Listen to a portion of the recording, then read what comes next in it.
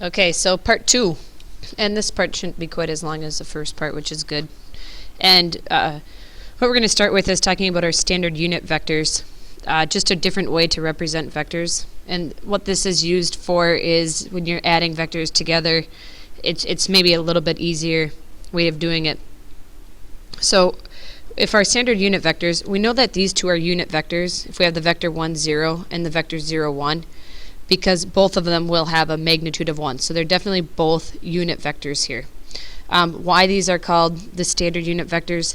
Because these two things allow us to rewrite the original way. When we are writing everything in component form, we don't have to always use component form, and instead we're going to use our standard unit vectors. What this will do is will allow us to write vectors as a linear combination. So write vectors as a linear combination.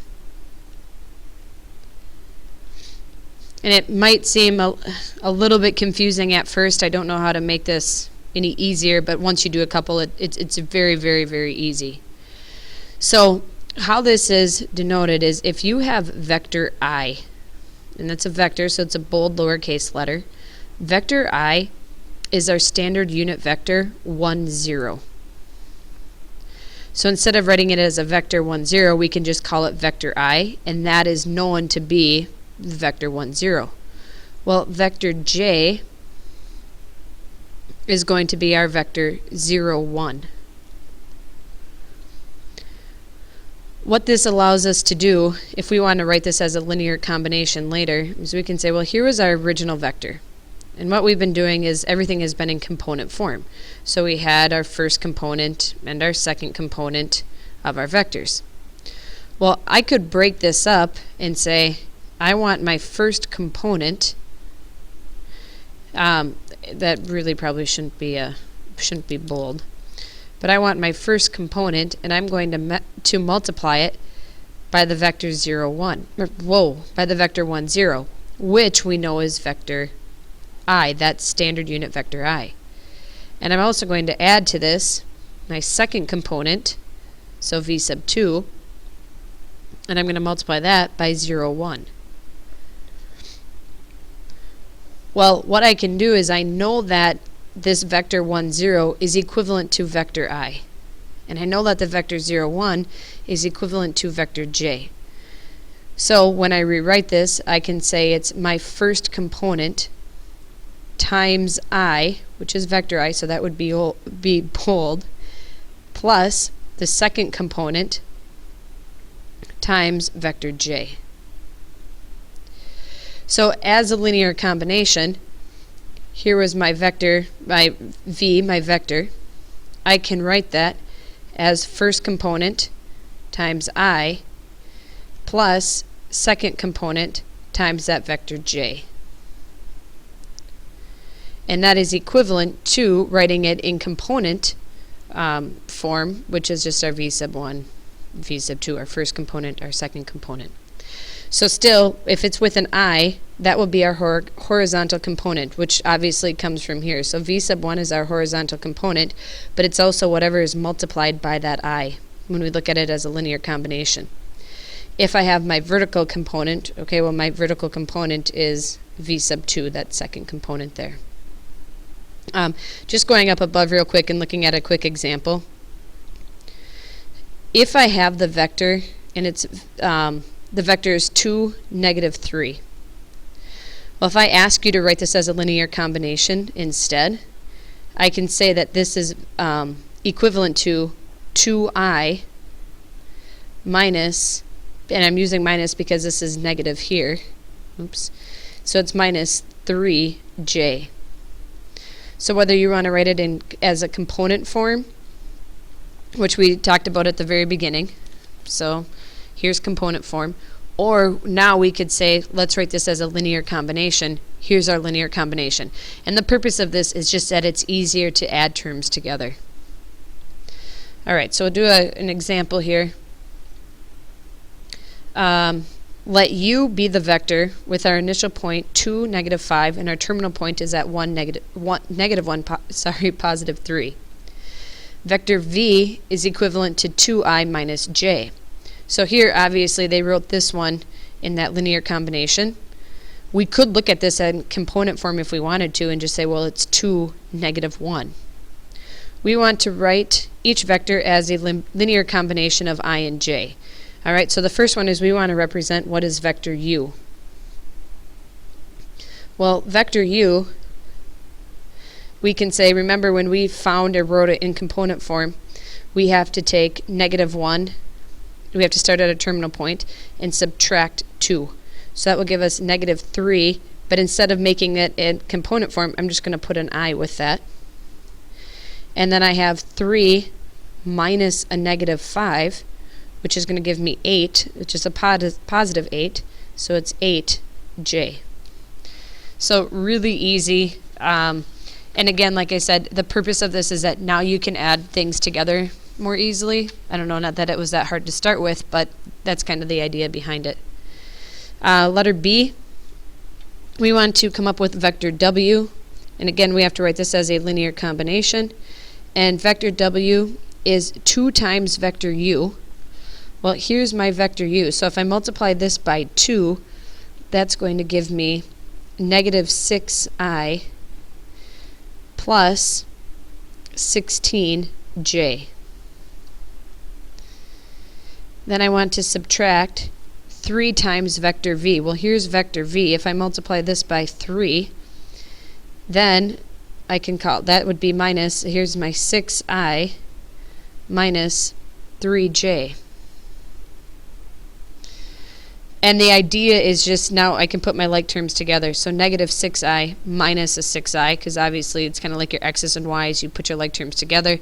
That gives me negative 12i. And then I have 16j minus a negative 3j, putting our like terms together. That gives us a positive 19j. So I don't know, component form, linear combination, horse apiece. They're both pretty easy to do. All right, a little bit dealing with angles here. So if u is our unit vector and theta is an angle, we're measuring counterclockwise from our positive x-axis. So when we were talking, in terms of trig, everything is from our positive x-axis, and we go, when we measure angles, we always start at our initial side is at positive x-axis, and we work counterclockwise to the angle. So u is our unit vector, so meaning it has a length of 1, magnitude of 1. And theta is an angle measured counterclockwise from the positive x-axis to u. Then the terminal point of u lies on our unit circle. Well, we know that our unit circle, if we think of, going back to the trig again, we know for our unit circle, that has to have a radius of 1. So that makes sense that, okay, yeah, if it's going to be a unit vector, a length of 1, as long as the center is at the origin, no matter where I put this in, I have my, here, okay, that's 1, wherever I draw it. Well, if I want to figure out what my vector is, so I have a unit vector. This unit vector, depending on what my angle is, my first component here is going to be cosine theta. Because remember, cosine represents your x variable. And then the second component would be sine theta, because sine represents your y. So when we look at this, if we draw in a picture here,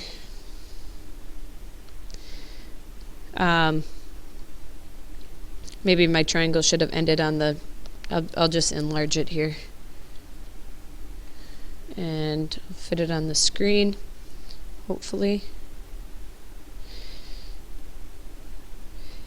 In this situation, if I end here, because we said it has to be a unit vector, here is my triangle. Well, here's my x, here's my y, here is the r. Remember that r is our magnitude, but we know that that's going to be 1. So where this comes from is I could also say my unit vector, u, is equal to, we have cosine of theta. Well, let's say I don't know the angle. So here's theta, but I don't know what it is. Remember, we can get our angle by using our inverse. So I can also say that I need to use that arc cosine, and cosine would be x over r. Well, in this situation, we know that r is going to be 1, but it might not always be that. And then to get sine of theta, if I need that, you know, if looking for a specific angle, I can use arc sine, and then I have y divided by r. And that can give me angle measures instead, which we'll use in an example on the next page. So a couple different ways that this can be used. B, any other non-zero vector v making an angle theta with the positive x-axis has the same direction as u. And what ends up happening here, if I'm looking for some vector v, but it doesn't have to be a unit vector, so I don't have to have a magnitude of 1, what I can do is I can still figure out what the vector is. I can multiply it by the magnitude of what v is. And here we didn't have to do it because we had a magnitude of 1, so multiplying by 1 is meaningless. It's not going to do us any good. Where here, you know, for this situation, well, it's a non-zero vector. It doesn't have to be a unit vector. And I know I have some angle theta. Well, if you're given your angle, that's awesome. Then you can just say, well, it's cosine theta, sine theta, and that will create your vector. Again, if you're not given the angle, but you know you can figure out your x, y, r, then you can figure out what it is from there by using inverse. All right, so an example using this situation, we want to find the component form, so not linear, but we're going back to component form, of our vector v. We know the magnitude of vector v is equal to 5, and our angle is 120 degrees.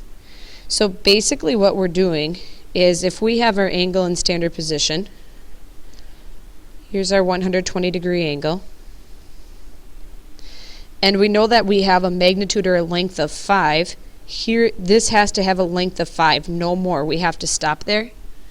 We basically want to say, you know, what are these actual coordinates? So if I start here and say, well, my initial side is at 0, 0, what is the component form of vector v? So how do I move to how far do I have to go to the left, and how far would I have to go up? Well, if we follow the formula from b, it's very easy. So vector v is equal to the magnitude, which is 5, and then we multiply that by cosine 120 degrees, sine 120 degrees. So vector v, cosine of 120, if you need to draw your picture, this is a 60 degree angle in here.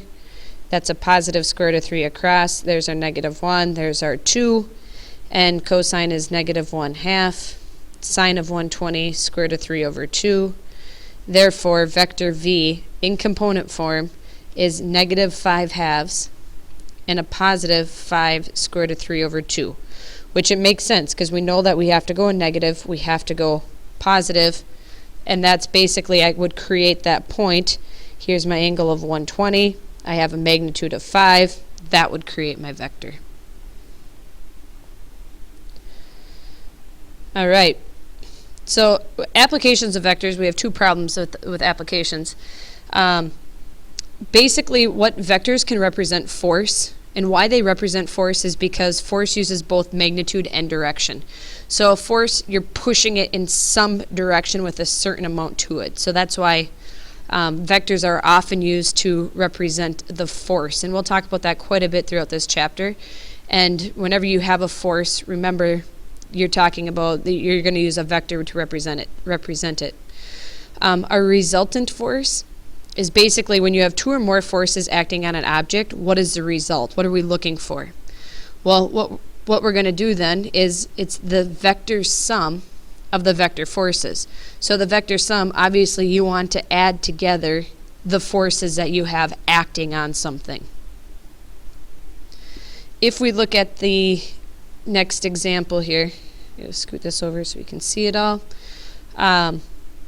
Oops, I'll try to keep this top so we understand the direction.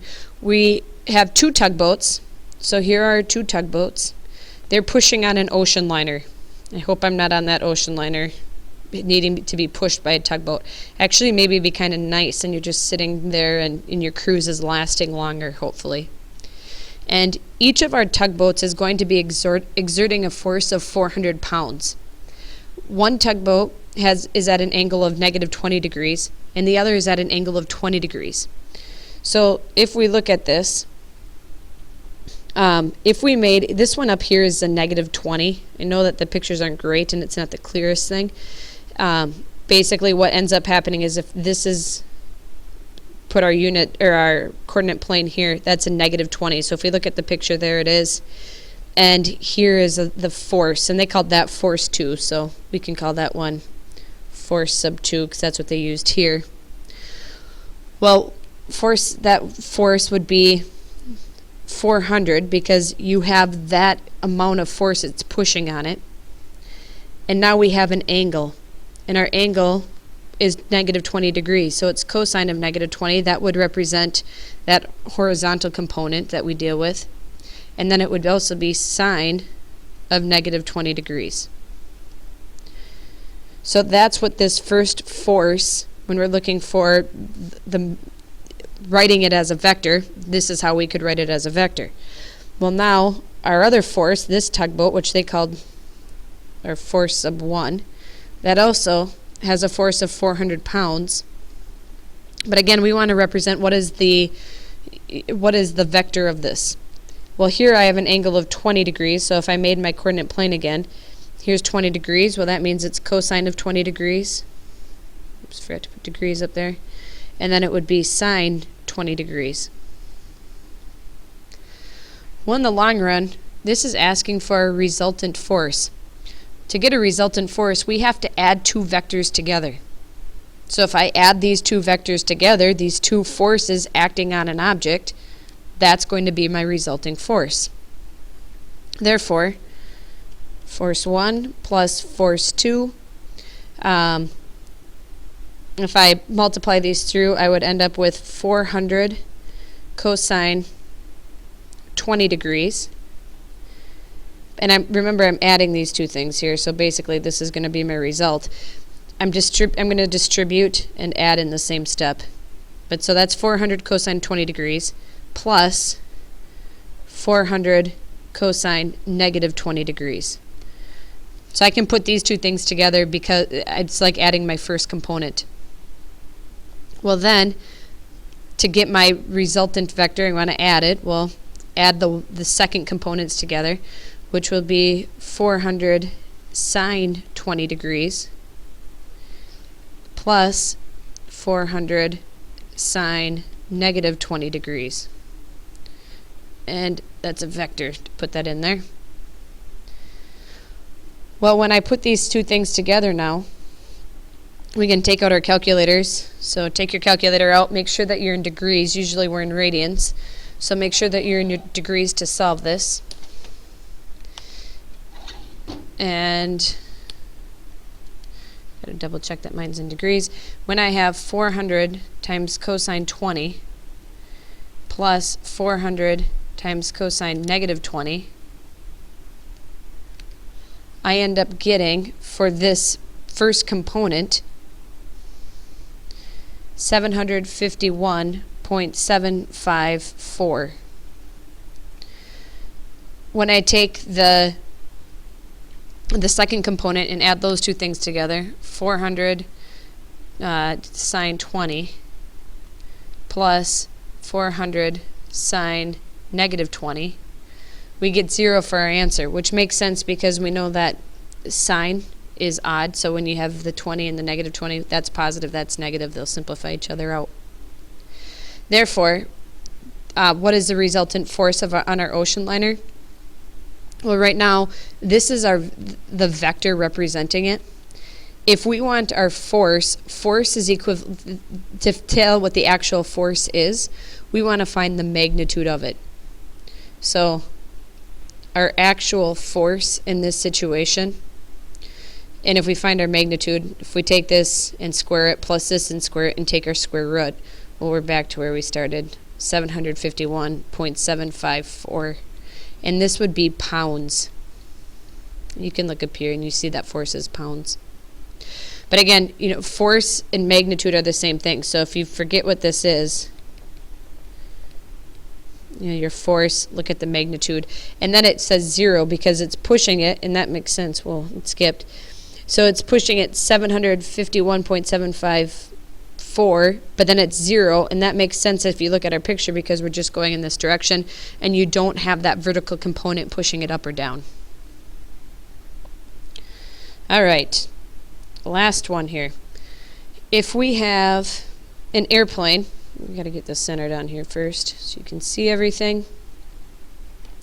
An airplane is traveling at a fixed altitude with a negligible wind factor, meaning the wind factor is definitely going to adjust this thing, or the airplane. The airplane is traveling at a speed of 500 miles per hour with a bearing of 330 degrees. What bearing means, how you measure bearing is from the north to the line of travel. So here it's 330 degrees, which would put 30 degrees in here. Obviously, if that's 330, 30 more is 360. Or if you have your angle in standard position, it's 120 degrees, which is actually more meaningful. But they're usually going to tell you bearing, and that's just how they measure it for, that's what pilots use to measure. And this is shown obviously in figure A. So here's our direction without the wind.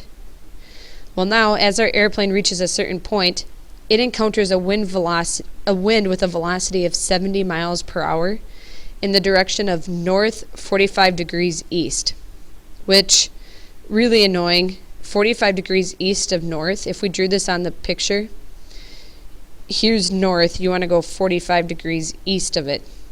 So if I looked at the second vector, I could look at it, if I looked at it in the standard form with at the origin, that's what it would be.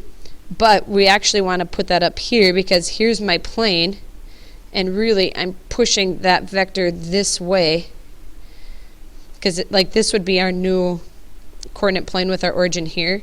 And these two things are parallel, so they're equal to each other, these two vectors. So wherever you want to draw it. And they do show this in this figure B. So here is my plane. Now there's the wind factor. And now what is the resultant speed and direction of the airplane? So basically, I have that vector 1. V sub 2 would represent the wind. Now, what is the result, meaning vector 3? So again, looking at what is my resultant vector of this. All right, well, if I look at this, and just like in the previous problem, but I have to figure out what my vectors are. Well, vector 1, I have 500 miles per hour. My angle is cosine 120, sine 120. And vector 2, I have a wind of 70 miles per hour. And my angle, even though it's up here, I like to think of it here because that tells me the angle measure in standard form, which is what I have to use. So it's cosine 45, sine 45. Well then, my resultant vector, which is going to tell me the speed, put the two things together. So v sub 1 plus v sub 2. Again, I'm going to distribute and add my first components together, my second components together. So I have 500 cosine 120 plus 70 cosine 45. The second component would be 500 sine 120 plus 70 sine 45. Well, now when I look at this and calculate, when I combine my two vectors, I have 500 times cosine 120. 500 cosine 120 plus 70 cosine 45. And I have negative 200 point, I'm just going to leave it as 5. Which makes sense if we go back up to our picture. If we write this in standard form, whoa, skipped way up there. I should have this be negative. It definitely, like if I look at this, that definitely should be a negative number because I'm going left. Now this next number better be positive because I'm going up. So I have 500 times sine 120 plus 70 times sine 45 and that gives me 482.5, which that makes sense as well. So here is my vector, and it makes sense because that one definitely should be bigger. You're going up higher, your vertical shift, if your picture is somewhat accurate. So here is our resultant vector. Well, what the question asks for is, what is the resultant speed? Well, to get speed, we need to get the magnitude. So the speed of this is equal to our magnitude. So in order to find our magnitude, pretty easy thing to find, square it, add them together. So if we do that, 200.5 squared plus 482.5 squared, and then obviously take the square root because you don't have a speed of 273,000 miles per hour. That'd be pretty darn fast. But our speed of our plane is now 522.5 miles per hour. The other thing it did ask for is our direction. And our direction is kind of tough. Because our direction, we need to find the angle for it. Well, what we do know, if our speed is 522.5, and here is our vector, I have my 522.5, and then I need to have, it would be cosine of theta, sine of theta. Well, I don't know my angle. So instead, what we have to do is take this information, and here I have the negative 200.5, then I'm going up 482.5. That creates where my plane is actually going. Well, now I know that my speed is representing, like here's my x, here's my y, here's my r. So there's 522.5. So as long as I know the three side lengths of my triangle, I can figure out my angles. So to get this one, I would need arc cosine. Remember cosine, when you're using inverse, you have to have a ratio.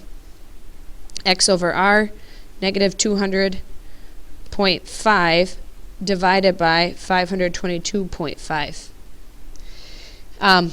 You could also, for the y component, the second component, arc sine. Sine, remember, is your 482.5 divided by 522.5. This one isn't as great because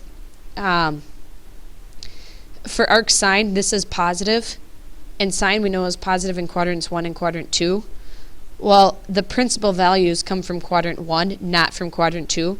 So this angle, if you calculated this one, it would actually be incorrect in a way. You could get the right answer from it, but this is definitely the desirable one because cosine, remember, principal values come from quadrants 1 and 2. And for cosine, everything, 1 is always positive. This would be our negative, and that's definitely negative. So to plug this in, we would go second cosine, negative 200.5 divided by 522.5, and we get an angle of 112.56. And that makes sense for our angle in standard position to be that. If we would calculate this, so go second sine, 482.5 minus, or divided by, 522.5. Now you get, this one gives you 67.4, which is incorrect. This reference angle is 67.4, but it all goes back to those principal values, and that doesn't make any sense for it. And so, because you're in quadrant 2, I know that's a lot, and it's going back and kind of making you remember a lot, but then our direction ends up being 112.56 degrees. So in the long run, the speed, 522.5 miles per hour, and our direction is 112.56 degrees. And that's pretty tough. I think the homework may be a little bit easier. That's a pretty tough problem there. And it really just comes down to that direction is a little bit asking a lot. So, homework assignment is page 769, and this looks like a whole heck of a lot of problems, but well, it kind of is a lot of problems, and it's really spread out. A lot of them, the beginning ones, incredibly easy. The application ones at the end get a little bit tough, but the first problems you will fly through, and they're not too bad. So good luck on this. Have a great day. Study hard. Do the best you can. Adios.